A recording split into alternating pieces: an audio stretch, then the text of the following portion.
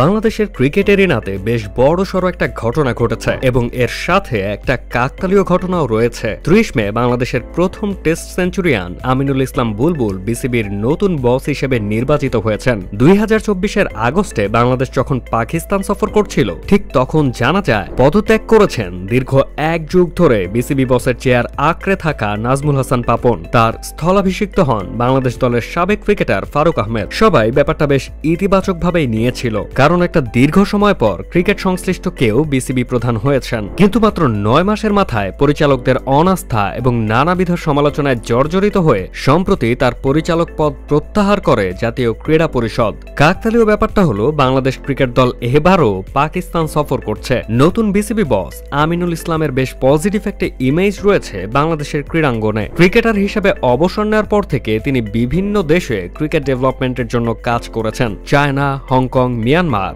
Singapore, আরব আমিরাতের cricket উন্নয়নে তার বেশ ভূমিকা রয়েছে।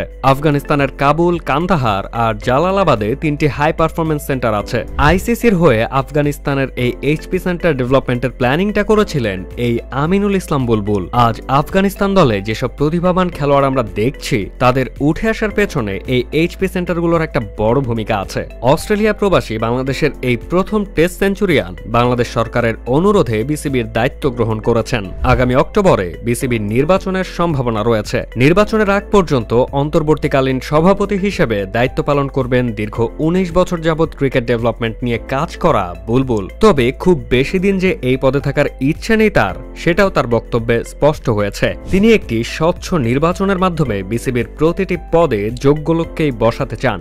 এছাড়া ক্রিকেটকে ডিসেন্ট্রালাইজড করার ব্যাপারেও কাজ করতে চান বলে জানিয়েছেন বুলবুল। কারণ ক্রিকেট পাগল বাংলাদেশের প্রতিটা আনাচে কানাচে অজস্র প্রতিভাবান খেলোয়াড় ছড়িয়ে ছিটিয়ে আছে, কিন্তু এদেশের ক্রিকেট ঢাকামুখী হওয়ায় এসব প্রতিভা থেকে যায় আড়ালেই। সীমিত সময়ের জন্য আসা বুলবুল জানিয়েছেন হাতের সময় খুবই স্বল্প।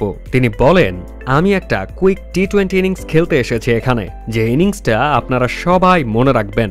আমিনুল ইসলাম বুলবুল বাংলাদেশের ক্রিকেট ইতিহাসের সাথে জড়িয়ে থাকা এক জীবন্ত কিংবদন্তি। ২০০০ সালের ১০ নভেম্বর বঙ্গবন্ধু স্টেডিয়ামে ভারতের বিপক্ষে নিজেদের ইতিহাসের প্রথম টেস্ট খেলতে নামে বাংলাদেশ। সেই টেস্টে ধৈর্যের চরম পরীক্ষা দিয়ে ৩৮৯ মিনিট ক্রিজে থেকে ২৮২ বলে তুলে নেন সেঞ্চুরি। বুলবুলের এই সেঞ্চুরিটা রেকর্ড বুকের বিরল রেকর্ডের পাতায় ঠাঁই পাইয়ে দেয় বাংলাদেশকে। কোন দেশের অভিষেক টেস্টে সেঞ্চুরি পাওয়ার রেকর্ড ইতিহাসে মাত্র ৩টি রয়েছে।